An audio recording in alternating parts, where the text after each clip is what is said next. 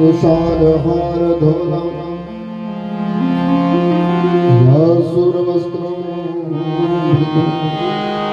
या वीणा वलंबित धरा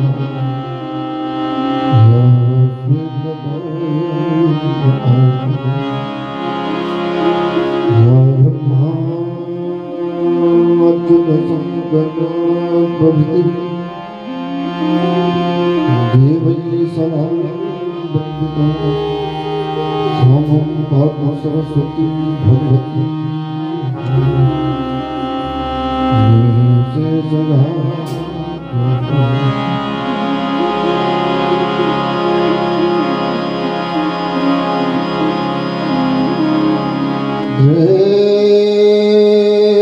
यम्बगमया महे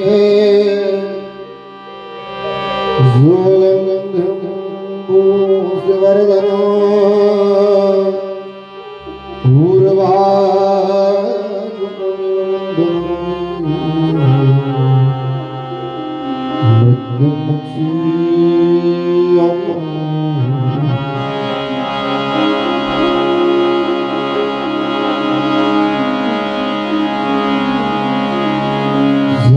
सर्वमंगल मंगले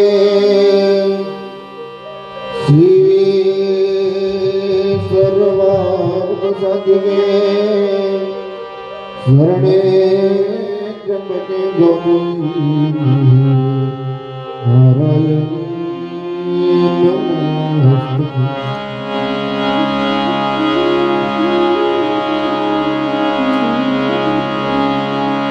दीक्षणं दण्डाय महागणपतये दण्डवा भैरव नमस्तुभ्यं न जातवरं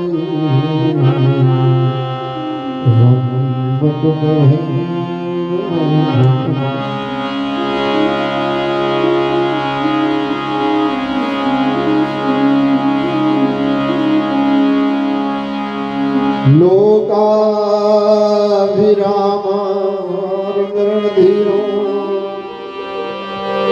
राजीव नेत्रम रघुवंशनाथो धारण्य रूपम करुणा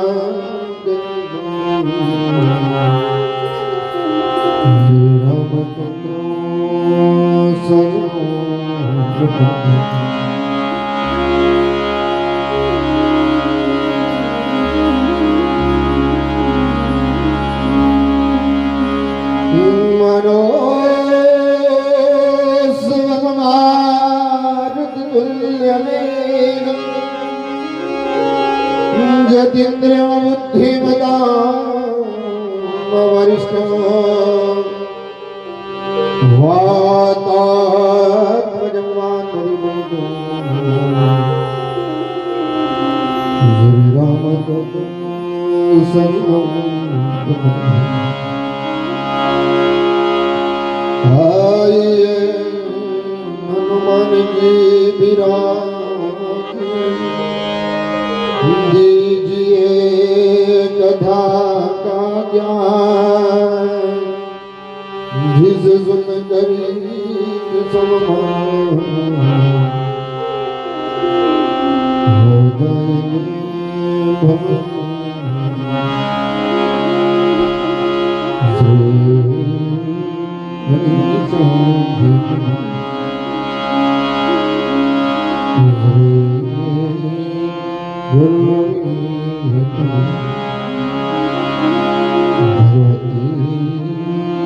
सरस्वती बाल कृष्णाय नमः राधा कृष्णाभ्यां नमः श्रीमद्भागवत महापुराणाय नमः।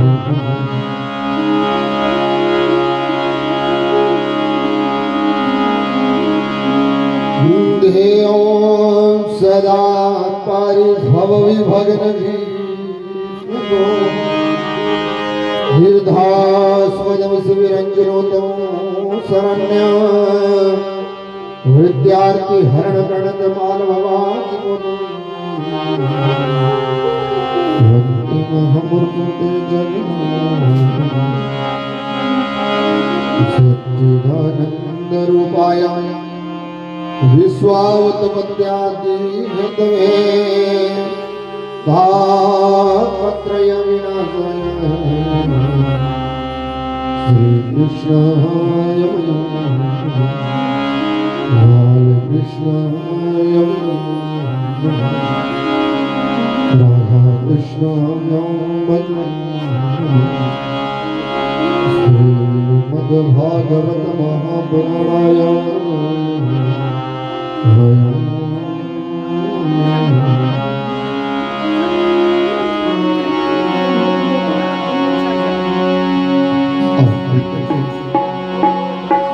आराधना का स्मरण करते हुए आज इस कथा में प्रवेश करेंगे। जय जय राधा रमण हरि बोल, जय जय राधा रमण हरि बोल।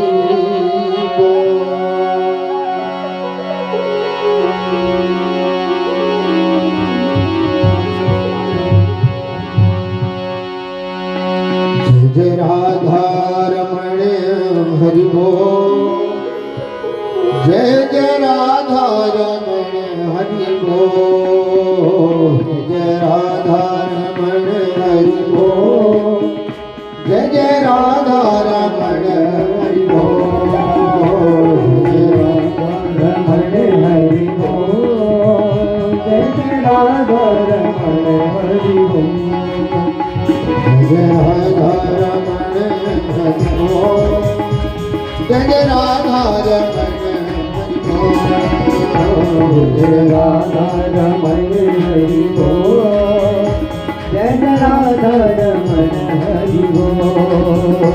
हरि बोल हरि बोल हरि बोल हरि बोल हरि बोल हरि बोल हरि बोल हरि बोल हरि बोल हरि बोल हरि बोल हरि बोल हरि बोल हरि बोल हरि हरि हरि बोल। जय जय राधा रमण हरि बोल, जय जय राधा रमण हरि बोल, जय जय राधा रमण हरि बोल।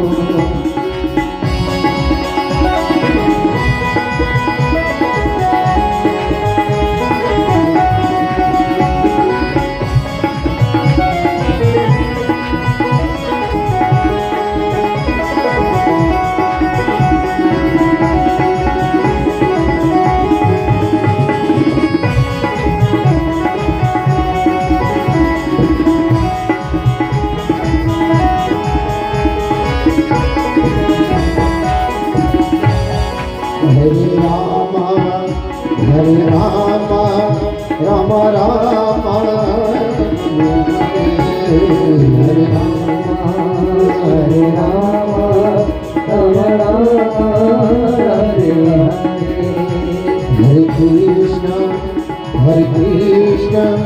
कृष्ण कृष्ण कृष्ण हरे कृष्ण कृष्ण कृष्ण हरे हरे जय जय राधा रमण हरि बोल जय जय राधा रमण जय राधा रमण हरि बोल जय जय राधा रमण हरि बोल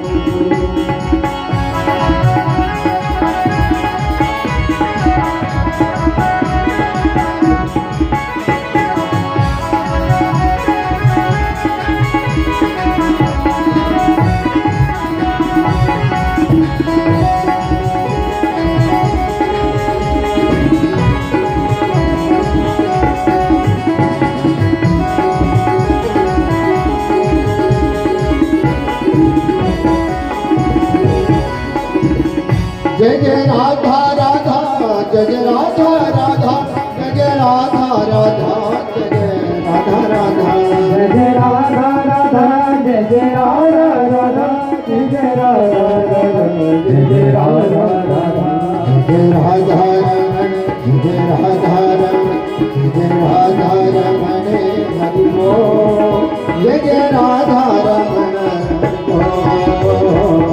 राधा रमण हरि बोल जय जय राधा रमण हरि बोल हरि बोल हरि बोल हरि बोल हरि बोल हरि बोल हरि बोल हरि बोल हरि बोल हरि बोल हरि बोल हरि बोल हरि बोल हरि बोल हरि हरि हरि बोल जय जय राधा रमण हरि बोल जय जय राधा रमण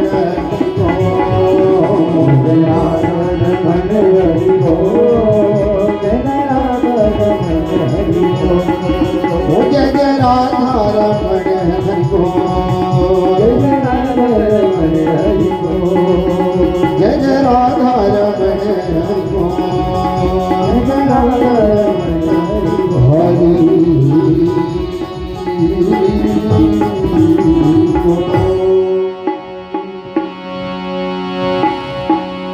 जय राधा रमण हरि बोल जय राधा रमण हरि बोल जय जय राधा रमण हरि बोल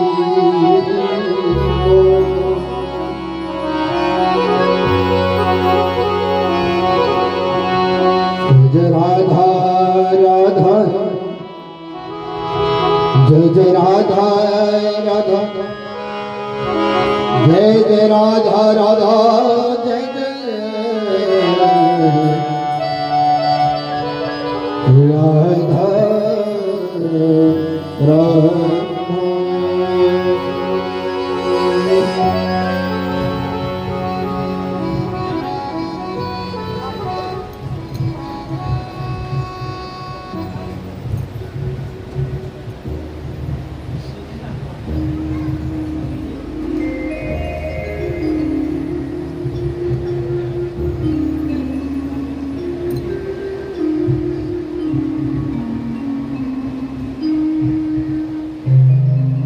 परम पूजनीय करुणा वर्णालय चिदात्मा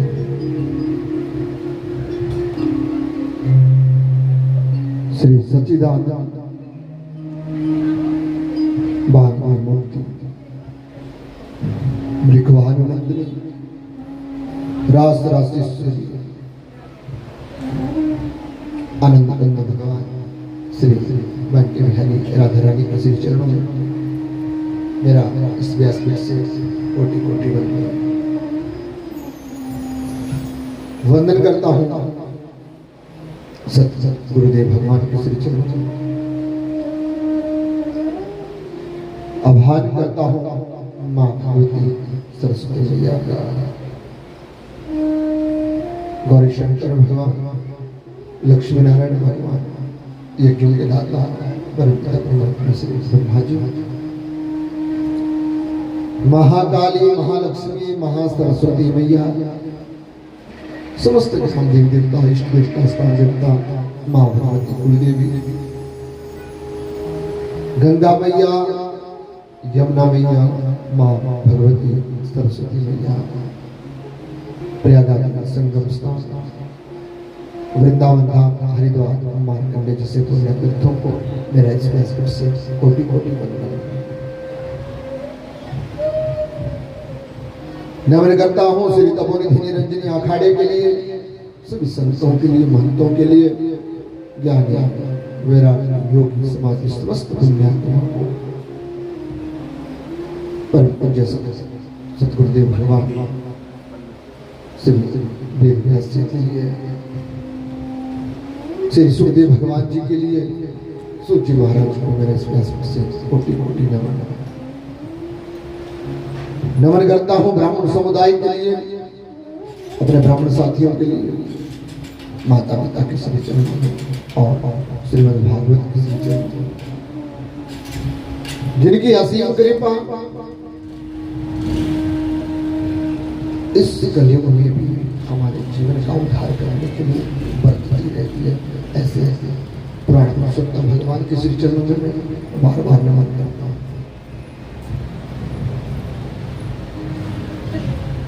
साधुवाद है मेरा व्यास से मुख्य यजमान परिवार के लिए,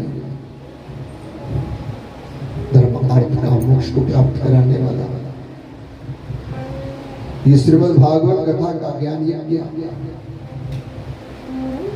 जिनमें अपने पितरों के मोक्ष यज्ञ करवाया, भगवान ने अनंत प्रकार की सूक्ष्म तीर्थता प्रदान किया। साधुवाद है मेरा समस्त भक्त वृंद, माता बहन बुजुर्ग बच्चों के लिए, यंत्र ध्वनि के अनुसार श्रवण कर रहे सभी कथा प्रेमियों के लिए भगवान आप सबको भी मुक्ति प्रदान करें।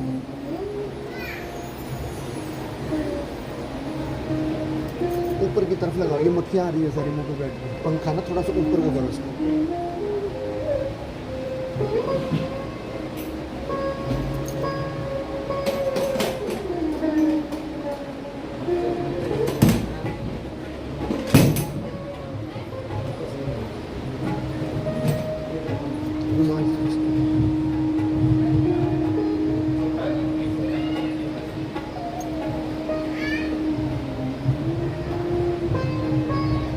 सब जानते हैं कि आज ये श्रीमद् भागवत ज्ञान यज्ञ की कथा अपने विश्राम अवस्था की तरफ बढ़ रही है। जो कथा मानव के जीवन का उद्धार करती है, जो कथा जीवन में भगवत प्रेम को दिखाती है, जो कथा भावे विदते ही नरा इस युक्ति को प्रदर्शित करवाती है। आज वो कथा संगम स्थान पर पहुंच गई है। श्री सूत जी महाराज इस कथा को निमिषारण्य के पुण्य स्थान पर स्वर्ग इत्यादि ऋषियों को श्रवण करा रहे हैं और ऋषि मैत्रेय विदुर जी को इस कथा को सुना रहे हैं और आत्म तत्व की शांति मरणासन को पवित्र बनाने के लिए इस कथा का जो उद्घोष है वो सुखदेव इस कथा को राजा परीक्षित को सुना रहे हैं। जीवन में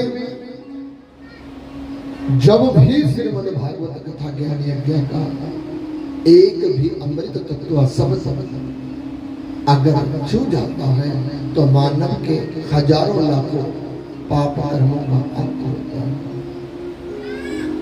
और जो मानव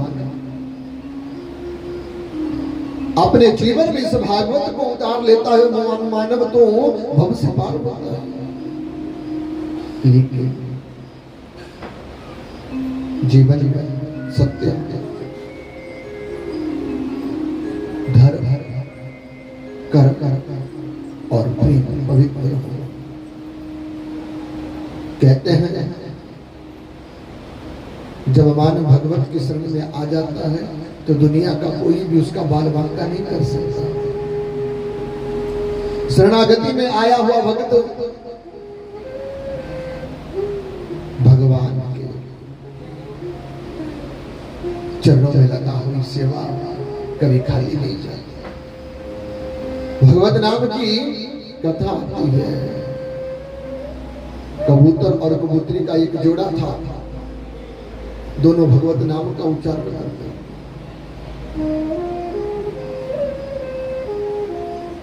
अचानक से एक दिन दोनों कबूतर और कबूतरी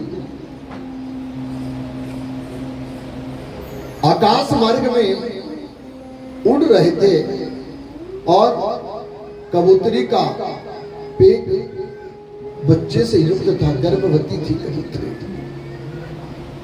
अब कबूतर अपनी पत्नी के पेट के पास कान लगा लगा करके बार बार कहता, हमारा पुत्र कब बाहर आएगा और कब हमें अपना दर्शन देगा, कब हम अपने पुत्र के साथ उसको उड़ाना सिखाएंगे, कैसे हम अपने पुत्र को भोजन कराएंगे, कैसे हमारे बालक का जीवन होगा। इन सब बातों को कर रहे थे और आकाश मंडल में भ्रमण कर रहे थे। भ्रमण करते करते जैसे कबूतरी कबूतर के साथ उड़ रही थी तो अचानक से नजर पहुंची, क्या बोले, आकाश मार्ग में तो एक बाज पक्षी उन दोनों का शिकार करने के लिए उनके ऊपर उड़ रहा है। कबूतरी ने अपने पति की बात तो कही, लेकिन कबूतरी कहती है, स्वामी कहीं ये जीवन की अभिलाषा हमारी यही ना रह जाए, उससे पहले हमें अपने घर वापिस चले जाना चाहिए, क्योंकि मानव की जो आशाएं है ना वो कभी खत्म नहीं होती।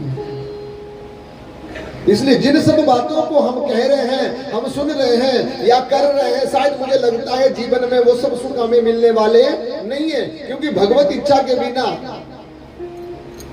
कोई भी जीवन का सुख प्राप्त नहीं हो सकता।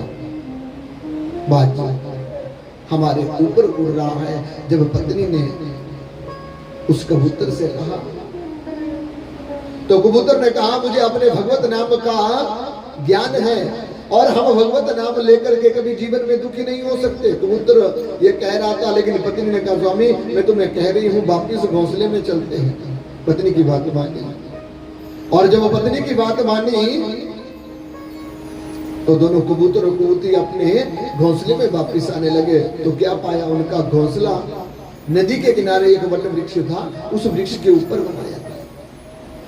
लेकिन जैसे ही कबूतर और कबूतरी अपने घोंसले में आने लगे तो क्या देखा, बोले उस वट वृक्ष की जड़ों के पास, तने के पास तो एक शिकारी खड़ा है और बाण लगा करके दोनों कबूतर और कबूतरी को देख रहा है कि जैसे नजदीक आएंगे बाण मारेंगे। कबूतर ने कहा, ये देवी तुम कहती थी कि घर चलो, और जब घर में ही आकर के अगर दुश्मन खड़ा हो गया हो तो मानव को क्या करना पड़ेगा। जब मानव की मौत निकट आ जाती है तो वो अपने धर्म कर्म भूल जाता है। कबूतर ने कहा, देवी अब क्या करें। कबूतर ने कहा, जिस भगवत नाम का तुम उच्चारण कर रहे हैं उसी का स्मरण करते करते अगर हमें मौत भी आ जाती है तो हमें उससे बड़ा सुख और जीवन में कोई प्राप्त नहीं हो सकता।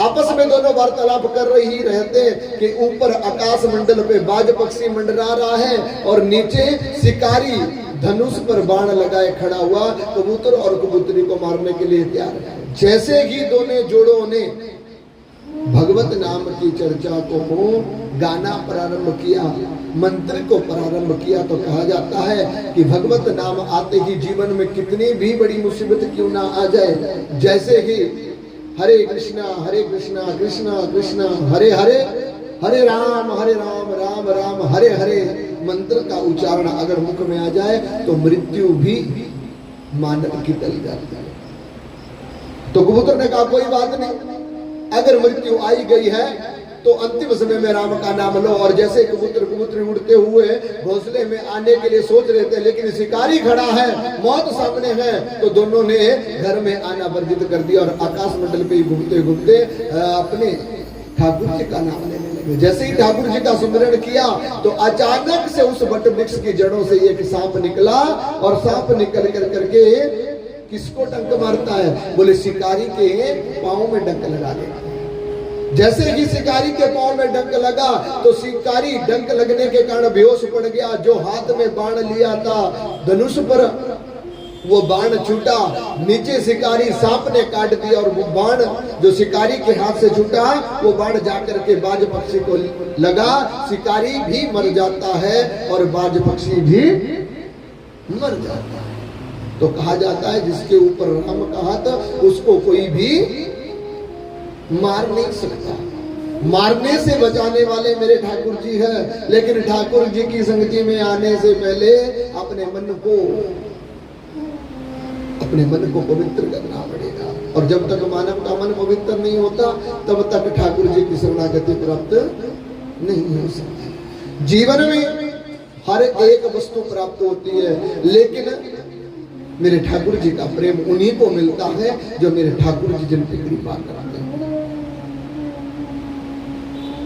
तो सुखदेव कहते हैं राजन तुम मृत्यु के निकट पहुंच गए हैं, और मृत्यु के निकट पहुंचा हुआ व्यक्ति अपने जीवन का होश खवा देता है, लेकिन तुझे अपने जीवन का होश नहीं गंवाना। तुझे तो अपने जीवन को प्रत्यक्ष प्रकार से जी करके उस जीवन को संयोगित करते हुए हरि नाम की चर्चा को सुन करके आज के दिन क्या सुनना चाहते हैं उस इच्छा का वर्णन करो। बोले प्रभु आपके मुख से कथा को सुन करके मेरे जीवन की जीने की जो इच्छा थी खत्म हो गई थी। मुझे पता है आज तक्षक आएगा तो मुझे मारेगा, मुझे इसकी चिंता नहीं, लेकिन मैं ये जानना चाहता हूँ क्या। बोले अंतिम में भगवान जब कंस को मार गए तो कंस को मार करके उन्होंने अपने माता पिता को कैसे छुड़ाया और कैसे ही गुरु पाठशाला में जा करके उन्होंने विद्या को ग्रहण किया। तो सुखदेव कहते हैं राजन इस कथा को मैं तुम्हें सुनाता हूँ। सुखदेव कहने लगे जैसे कि भगवान श्री कृष्ण ने कंस को मारा, तुरंत बाद मेरे माता पिता को कारागृह में डाल करके रखा है, और कन्हैया गए और कारागृह के बीच में पहुंचे।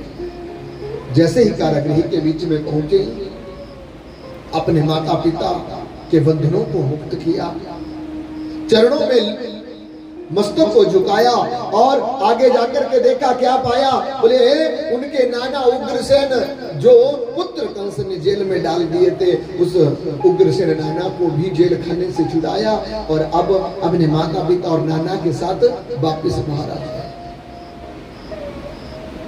सुखदेव कहते राजन इसके बाद भगवान ने उनका स्नान ध्यान पूजन किया और अब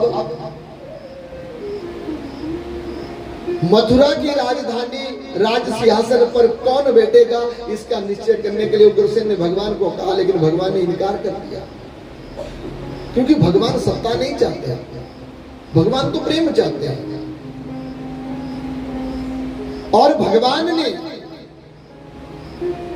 अपने नाना उग्रसेन को पुनः राजगद्दी पर बिठा करके उनका राज तिलक किया, और राज तिलक करने के बाद स्वयं सामने खड़े होकर के उनकी आज्ञा का पालन कर।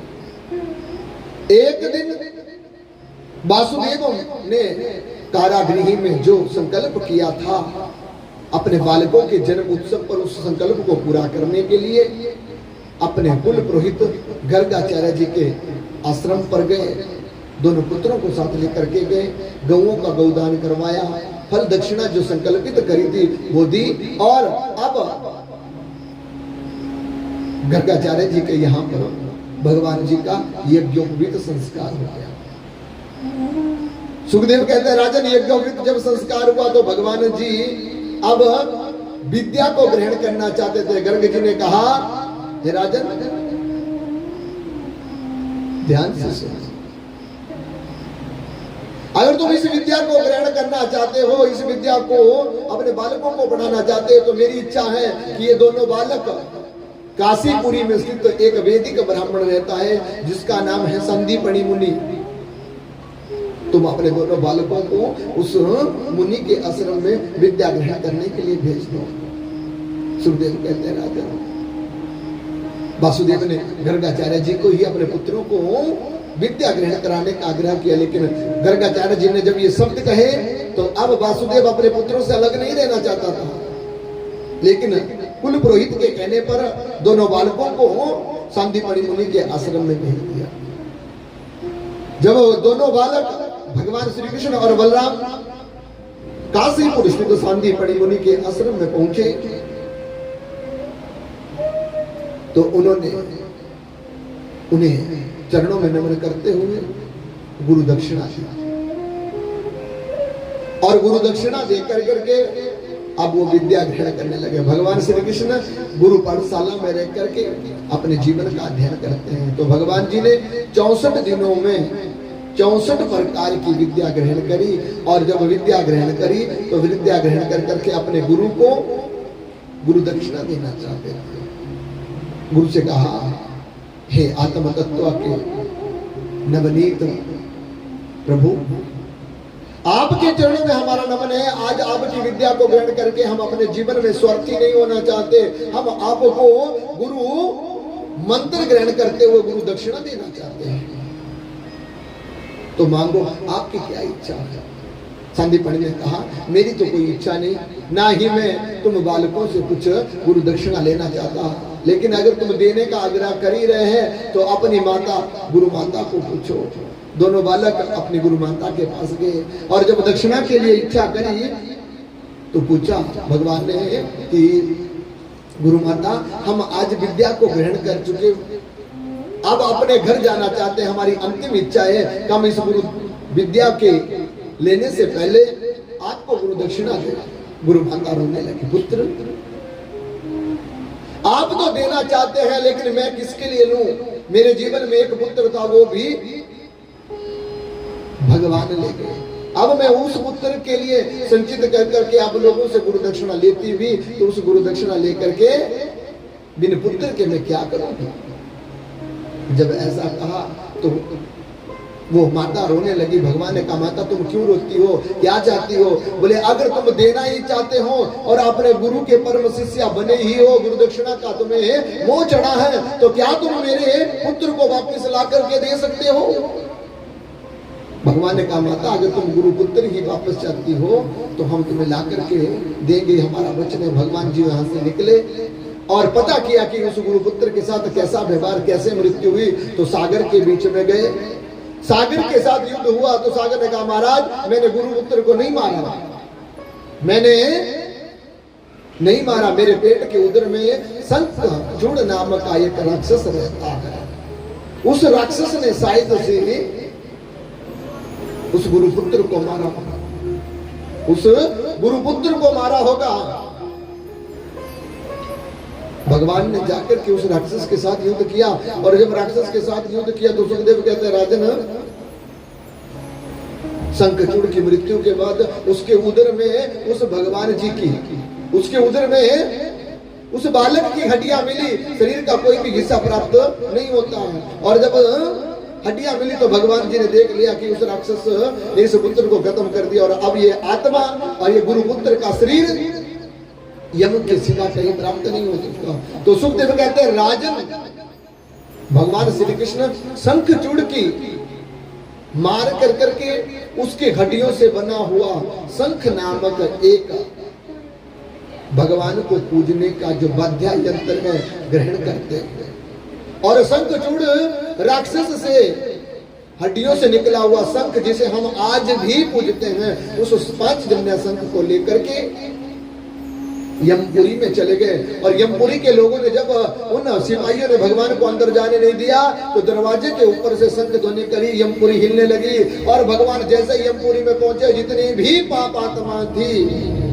जितनी भी पाप आत्मा थी, भगवान जी की यमपुरी में पहुंचते ही वो सब पाप आत्मा पुण्य में प्रवृत्त हो जाती है। जैसे पुण्य में प्रवृत्त हुई तो सुखदेव कहते हैं, राजन अब यम स्वयं भगवान जी से मिलने के लिए आते हैं और जैसे ही स्वयं मिलने के लिए आए तो यम ने कहा, प्रभु आप क्यों आए, मुझे आदेश कर देते।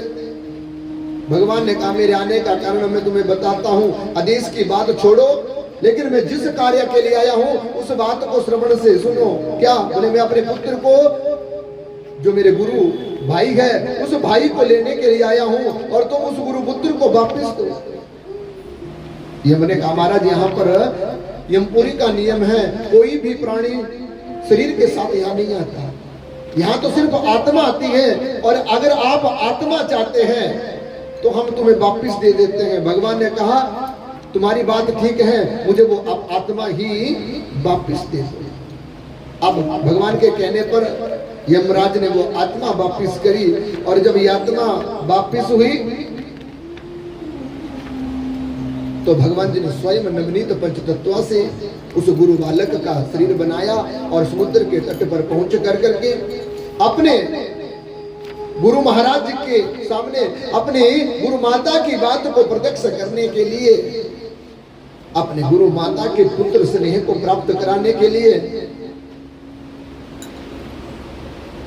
उस गुरु पुत्र को जीवित कर करके गुरु दक्षिणा के रूप में अपनी माता को प्रदान करवाया।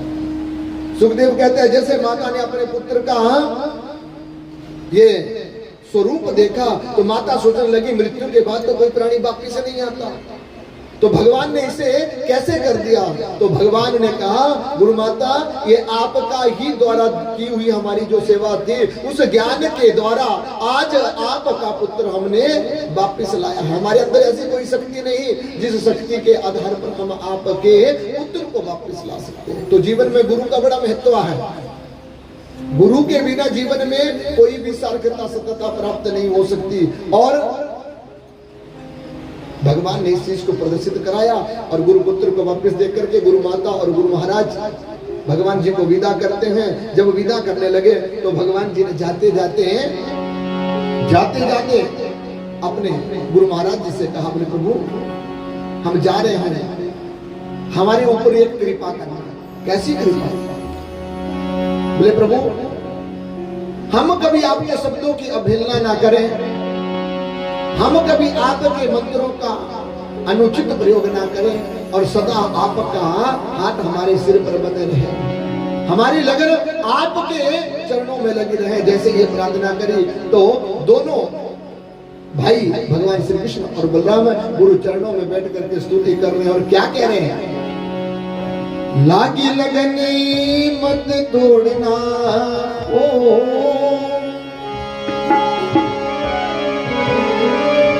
लागी लगन मत तोड़ना प्रभु जी मेरी, लागी लगन मत तोड़ना प्रभु जी मेरी,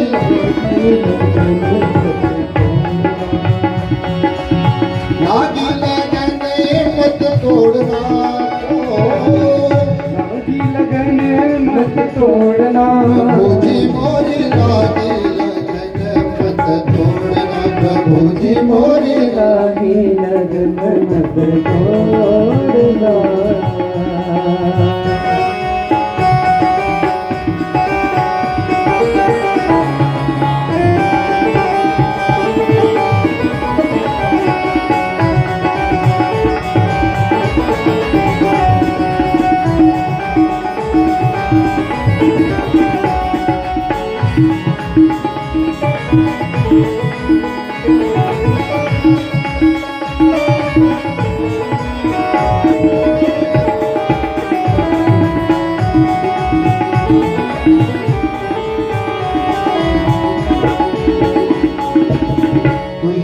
सेठ है तू ही साहूकार है, तू मेरा सेठ है तू ही साहूकार है, तू मेरा सेठ है तू ही साहूकार है, तू मेरा सेठ है तू ही साहूकार है।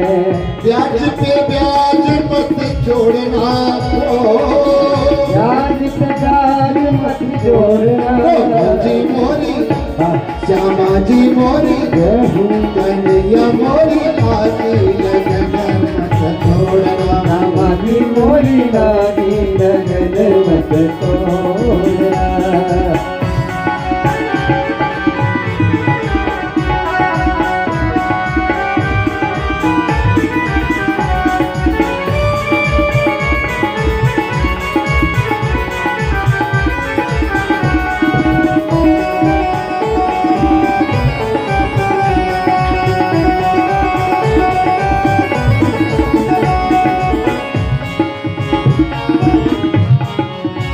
गहरी नदियाँ नाभ पुरानी, गहरी नदियाँ नाभ पुरानी, गहरी नदियाँ नाभ पुरानी,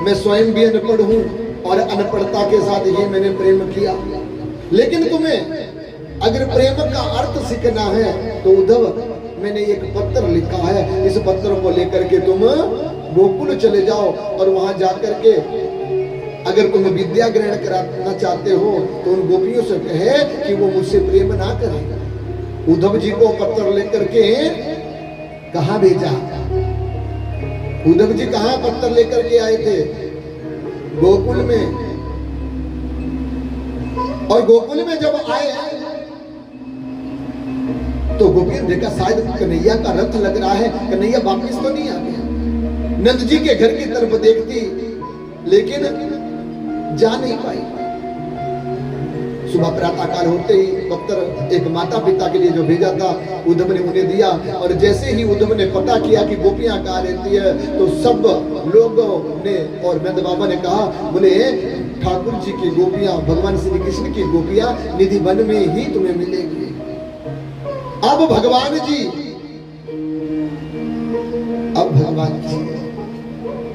उद्धव को शिक्षा देने के लिए निधि वन भेज देते हैं। और गोपियों ने जब आए वो उद्धव को देखा, बोले तुम कौन हो?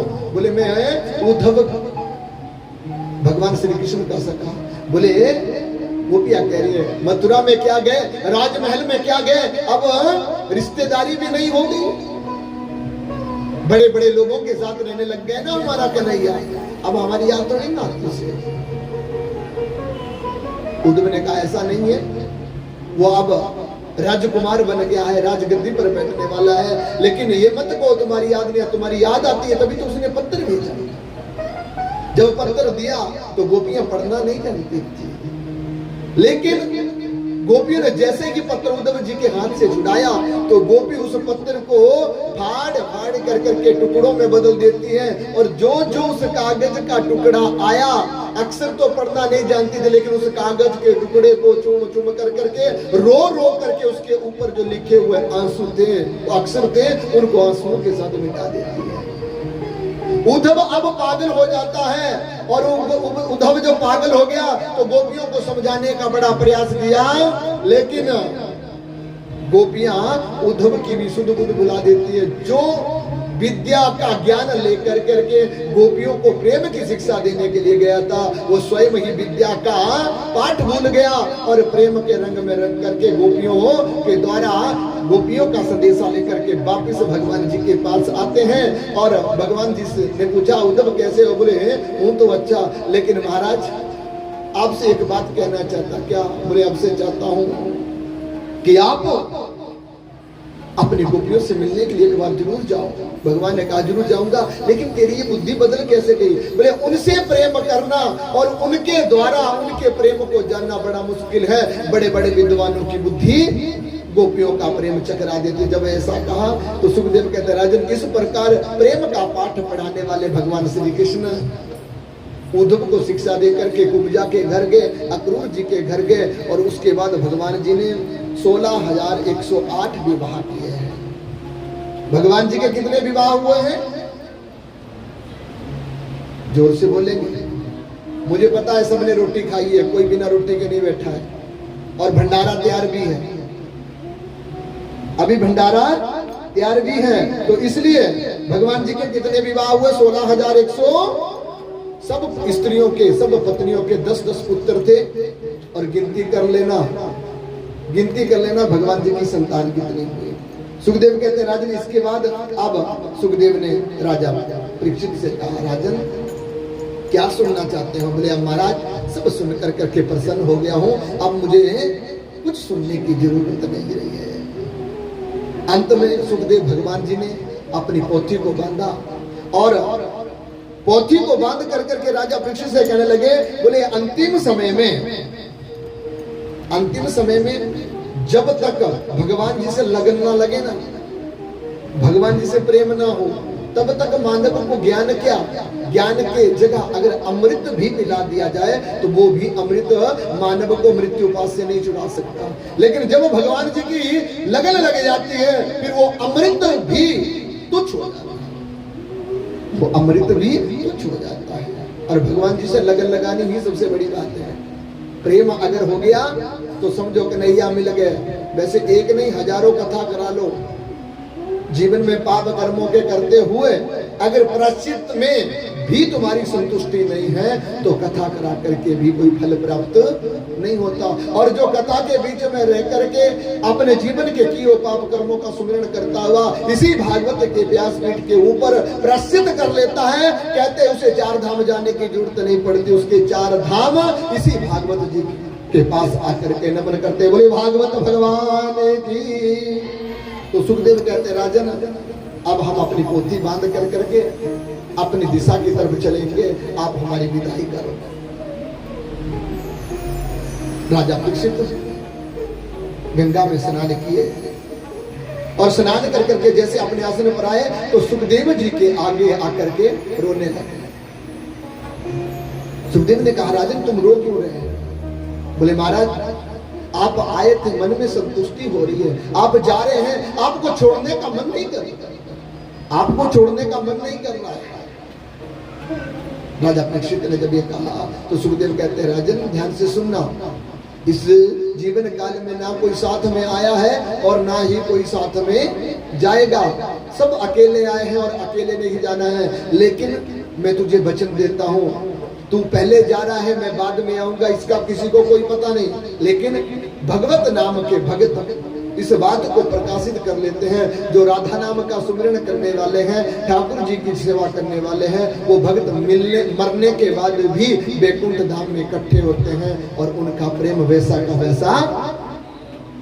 वैसा उन्हें प्राप्त हो जाता है। तो सुखदेव ने कहा तुम चलो और मैं आता हूँ, बाद में भगवान वैकुंठ के धाम में हम सब मिलेंगे। ऐसा जब कहा तो सुखदेव जी को स्वर्ण दक्षिणा राजा परीक्षित ने दी और सुखदेव जी भी अपनी पुत्री को बगल में दबा कर करके सब संतों के बीच में आदर पाते हुए विदाई कर लेते हैं। बोले सुखदेव भगवान की। और अब राजा परीक्षित कुशासन पर बैठे, तक्षक आए उसे डसे उससे पहले ही राजा परीक्षित ने अपनी आत्मा को अपने शरीर से अलग कर दिया था। आत्मा वैकुंठ धाम पहुंच गई थी, इतने में तक्षक आने का समय हो गया। तक्षक आया और तक्षक आकर के रास्ते में चल रहा था, उसे एक कश्यप गोत्र का ब्राह्मण मिला।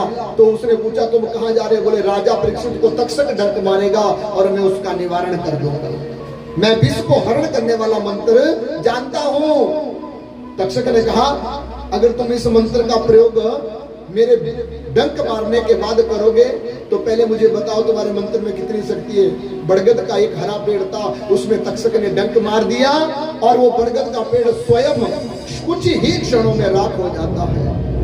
कश्यप ऋषि ने जल का लोटा लिया और जल के लोटे को लेकर के अभिमंत्रित किया, जैसे उस राख पर फेंका पुनः वो जल के आधार शक्ति से, मंत्र की शक्ति से वो बरगद का पेड़ हरा भरा उत्पन्न हो जाता है। तो तक्षक ने अनेक प्रकार के लोग देकर करके सांप का विष करने वाले, तक्षक का विष करने वाले उस तरह कश्यप ब्राह्मण को वापिस कर दिया।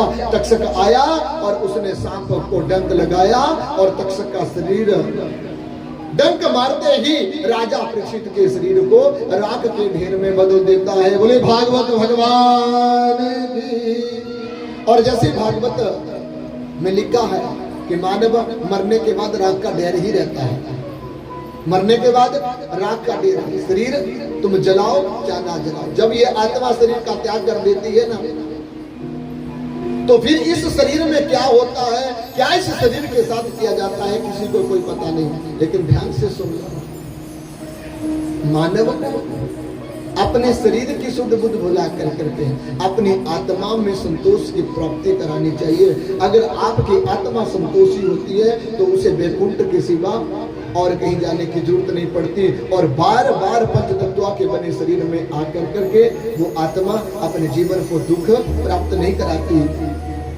स्वर्ग और नरक ये मृत्यु लोक हैं। जीवन में अगर तुम सुखी हो, सुखी मित्रों के साथ तुम्हारा संयोग बना पड़ा है, हरि नाम की चर्चा तुम्हें सुनने को मिलती है तो तुम स्वर्ग में हो। और अगर तुम बुरे कर्मों से लेकर के इस शरीर का सुख प्राप्त नहीं करते, परिवार का सुख प्राप्त नहीं करते, धन लक्ष्मी से वंचित हो तो समझ लो हम नरक में हैं। स्वर्ग और नरक मानव इसी जगह पर आकर भुगता है। जैसी मानव करनी करता वैसा ही मानव उसका अपने मुंह से बोल दो एक बार, जैसी करनी करता वैसा ही फल। तो अच्छी करनी करेंगे तो क्या मिलेगा? अच्छा फल। और बुरी करनी करोगे तो क्या मिलेगा? बुरा फल। तो करनी को सुधारने के लिए एक बार मेरे साथ एक भजन बोलेंगे और उसके बाद हम इस कथा को विश्राम की तरफ ले जा रहे हैं। पूर्णाहुति का समय हो गया है। एक बार बोलेंगे, बुरा करने वाले भी और अच्छा करने वाले भी। कोई दूध का धुला नहीं बैठा है। अपने बुरे को सब छुपाते हैं और अपने अच्छाई को प्रकट हमेशा प्रकट रूप में दर्शन करते हैं। लेकिन मैं इस व्यास से कह रहा हूँ, इस शरीर में आए हैं, बुरा भी होता है और अच्छाइयाँ भी आती है। लेकिन बुरा और अच्छाइयों का अगर समागम दोनों पलड़े एक जगह हो तो सामान्यता रहती है। अगर पलड़ा ऊपर नीचे हो गया तो फिर स्वर्ग और नरक की गिनती आ जाती है। इसलिए इन दोनों पलड़ों के बीच में किसी प्रकार की हानि ना हो, दोनों पलड़ों का भार बना रहे। तो उस भार को बनाने के लिए हम हरि चिंतन करते रहे, हरि का सुमरण करते रहे। और क्या कहेंगे भगवान जी से? क्या लगन उनसे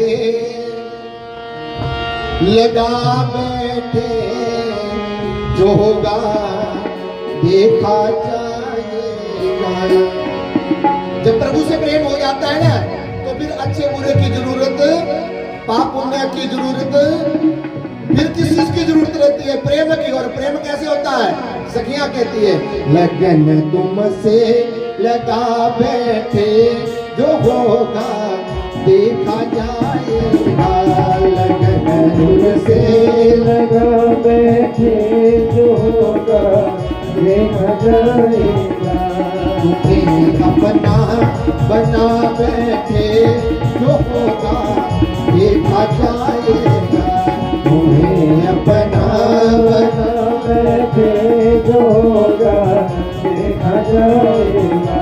लगन तुझसे लगा बैठे, जो होगा देखा जाएगा। लगन तुझसे लगा बैठे, जो होगा देखा जाएगा।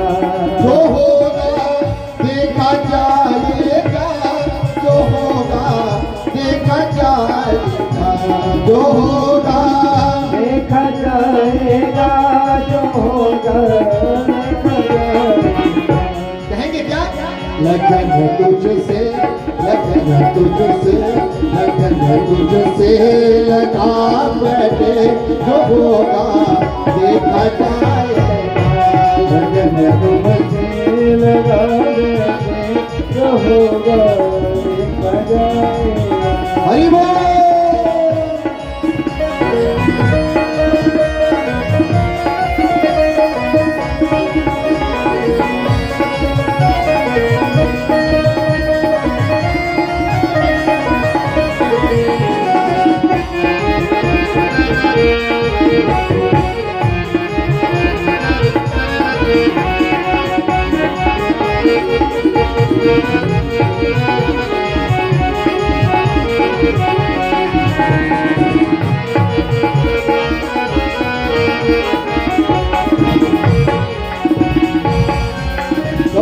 दुनिया से डरते थे कि चुप चुप बातें करते थे। कभी दुनिया से डरते थे कि छुप छुप वो बढ़ता अब उठा बैठे, वो बढ़ता अब उठा बैठे, जो होगा देखा जाएगा। लगन तुझसे लगा बैठे, जो होगा देखा जाएगा। जो होगा देखा जाएगा, जो होगा देखा जाएगा। जो होगा देखा जाएगा, जो होगा देखा जाएगा। लगन तुझसे लगा बैठे, जो होगा देखा जाएगा। लगन तुझसे लगा बैठे, जो होगा देखा जाएगा। राधे।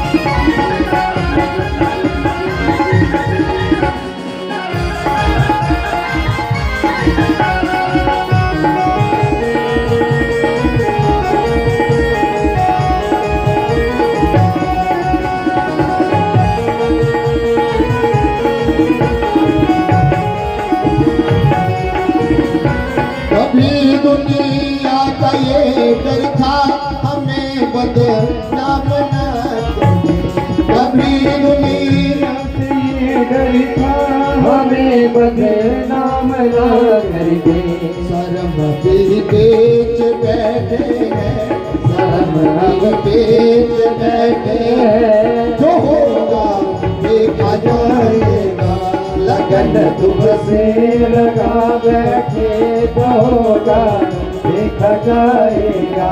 जो होगा देखा जाएगा, जो होगा देखा जाएगा, जो होगा देखा जाएगा, जो होगा देखा जाएगा।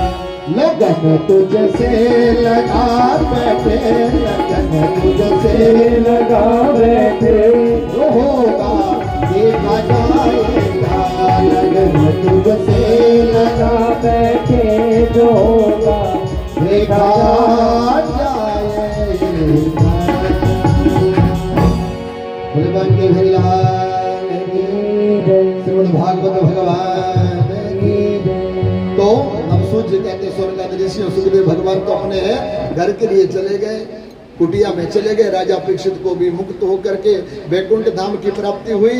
और ऋषि मैत्रेय जी विदुर जिससे कहते हैं, विदुर इस कथा को जो सुन लेता है वो वैकुंठ प्राप्त कर लेता है। ऋषि मैत्रेय भी अब विदुर जी से श्रीमद् भागवत की विदाई लेते हैं। और इधर राजा परीक्षित की मुक्ति को देखकर 88,000 ऋषि बड़े प्रसन्न हैं। तो सूत जी कहते हैं, ऋषियों जैसे सब नदियों में गंगा पवित्र हैं, देवताओं में कृष्ण भगवान, वैष्णव में भगवान शंकर और सब क्षेत्रों में काशी सबसे उत्तम मानी जाती है, वैसे ही 18 पुराणों में श्रीमद् भागवत पुराण सबसे उत्तम माना जाता है।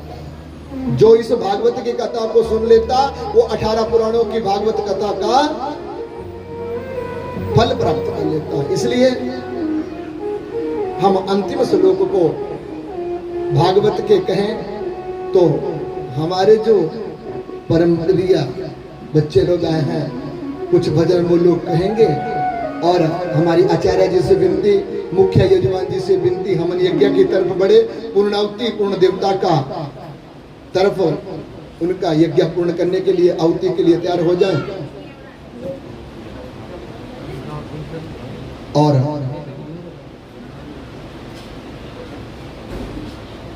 हमारे बीच में भागवत प्रेमी श्री चमलाल ठाकुर जी भी पहुंचे हैं। ठाकुर जी का स्वागत करने के लिए व्यास मंच पर आ रहे हैं। भगवान इनके अनन्य पुण्य कर्म के साथ श्रीमती सीमा संज्ञान बिटिया फाउंडेशन राष्ट्रीय अध्यक्ष का इस व्यासपीठ से और चमन ठाकुर जी का पूरी टीम का भावपूर्ण श्रद्धांजलि से स्वागत अभिनंदन। भगवान इन सबको अनेक प्रकार की सुख सुविधाओं को प्राप्त करा ले। पूरे भागवत भगवान की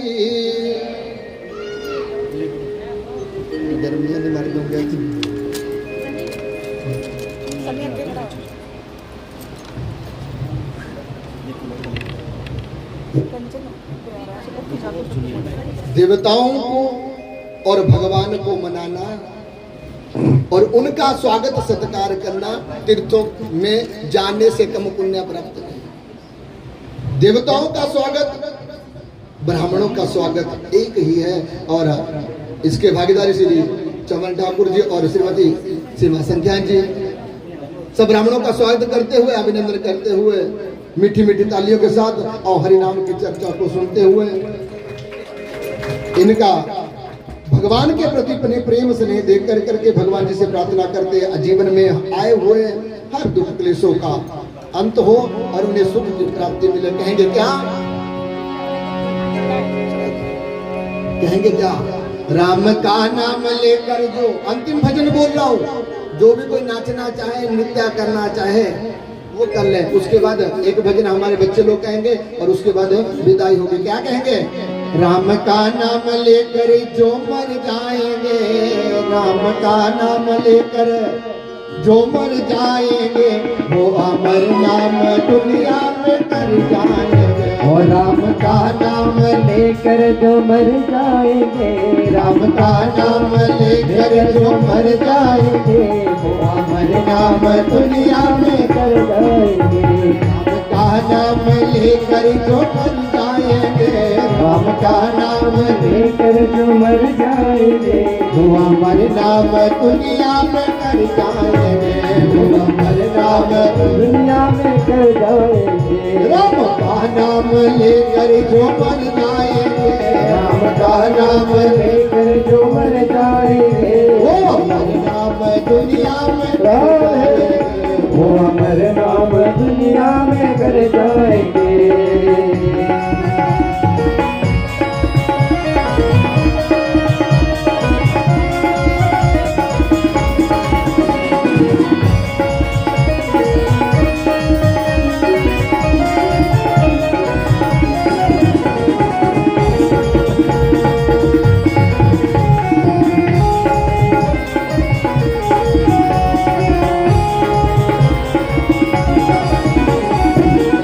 ये ना पूछोगे मर कर किधर जाएंगे, ना पूछोगे मर कर किधर जाएंगे, ये ना पूछोगे मर कर किधर जाएंगे, ना पूछोगे मर कर किधर जाएंगे, उधर भेज देंगे उधर जाएंगे।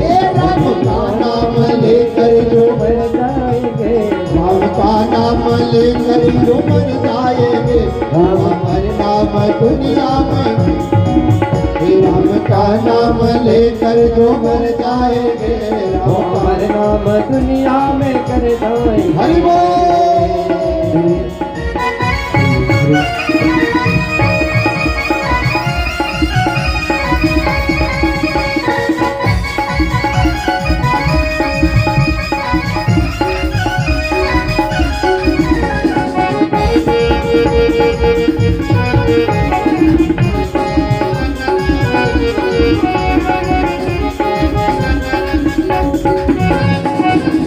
बोले मान के बिहारी लाल की।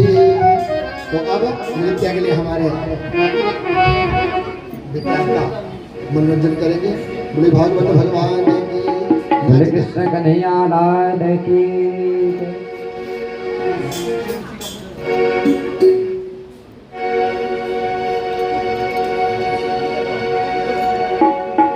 हरे कृष्ण कन्हैया लाल की।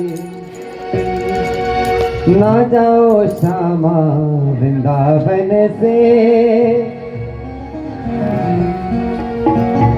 तेरे बिन दिल नहीं लगता।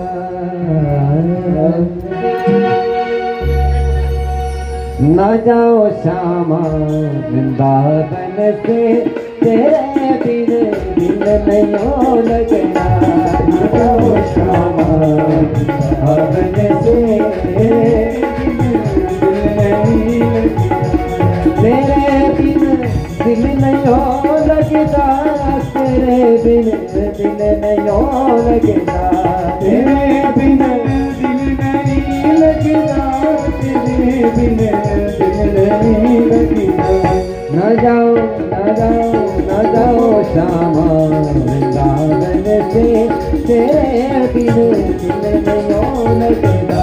न जाओ श्यामा वृंदावन से, तेरे बिन दिल नहीं लगता।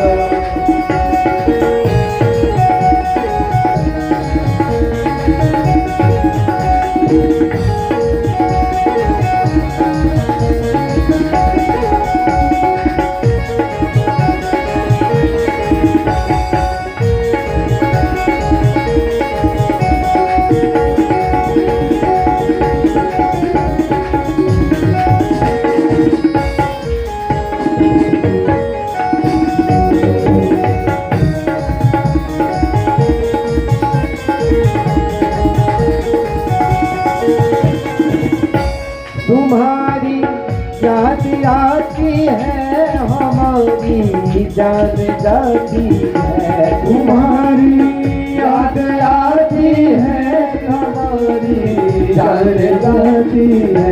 न जाओ न जाओ न जाओ श्यामा वृंदावन से, तेरे बिन दिल नहीं लगता। न जाओ श्यामा वृंदावन से, तेरे बिन दिल नहीं लगता।